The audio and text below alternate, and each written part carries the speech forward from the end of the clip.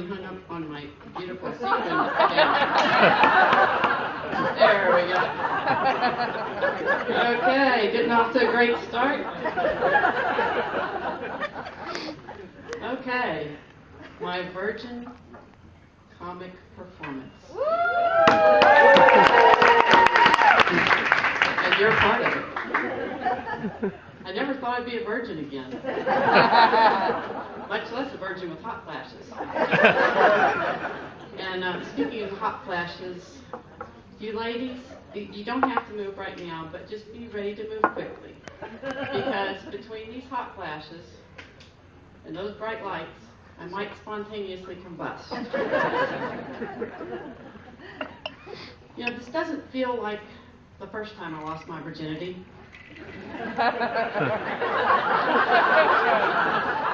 This time I'm doing it, stone cold sober, in a whole room full of people. I feel like a porn star.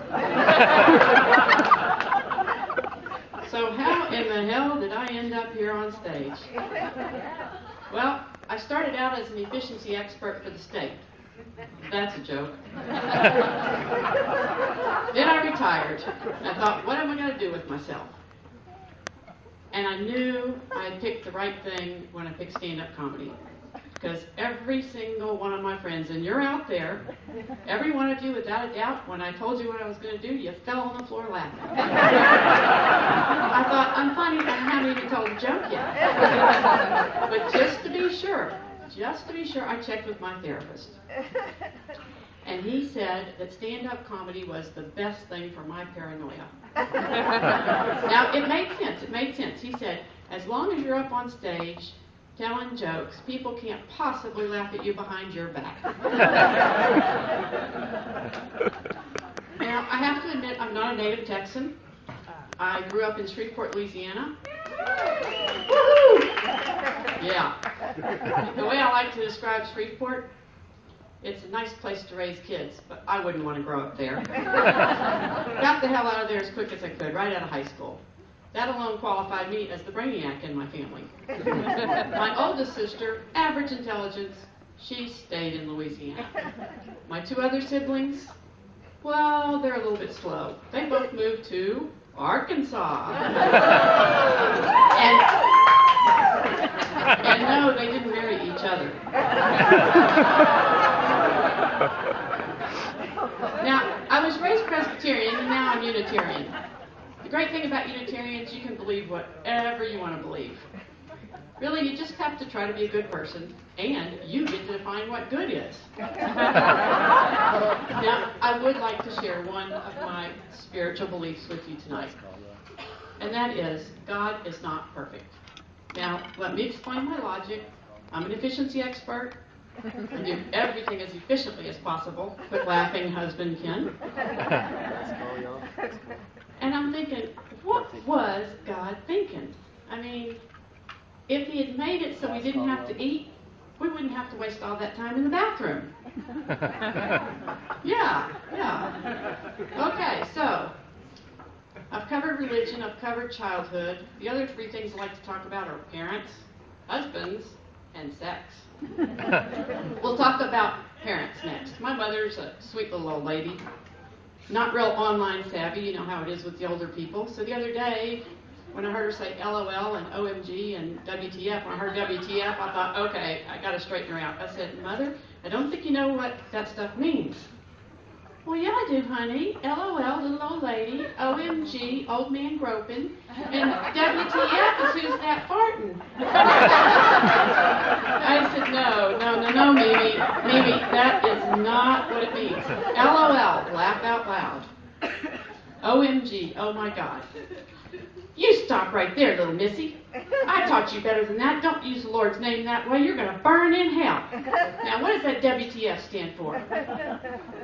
Who's that farting? Now my favorite part, husbands. I love my husband dearly. We have a great relationship. But I have to admit, it's pretty oxymoronic. One example. Stereotypical odd couple. He's the neatnik, I'm the slob. When we got married, he decided that we had to have a rule: public areas remain clean at all times. Now, his pet peeve is keeping those public areas clean. My pet peeve is, what the hell is a public area? We really tussled over the kids' bathrooms. Public, private, but we did finally agree on one thing. I just completely screwed you. Okay, I remember the one thing we agreed on, that the kids' bathroom certainly looked and smelled like a public room. One other way that my husband and I differ: I'm frugal. Actually, I'm cheap. I'm so cheap I shop at the Goodwill clearance store. He's anything but cheap. He likes to describe his estate planning this way, and listen close, son in the audience. If there's anything left for my children, I've miscalculated. The last way I want to explain that we're different is that I'm kind of a woo-woo person. Louise Hay is my favorite woo-woo person. She writes this book, and she says your physical ailments are a reflection of your mental and emotional distress. For example, if you have a sore throat, it means you're having trouble expressing unusual or uncomfortable thoughts. Now, Ken became a believer the other day. He wasn't feeling good. I ran and got my Louise Hay book, and I opened it up, and I said, see, Ken, right there it says, if you're constipated, it means you're full of shit.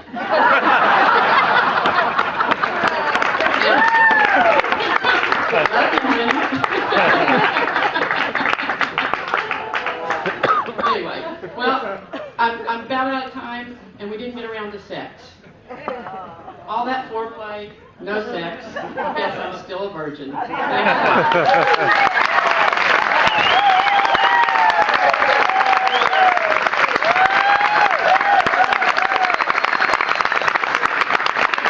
Keep it going for virgin.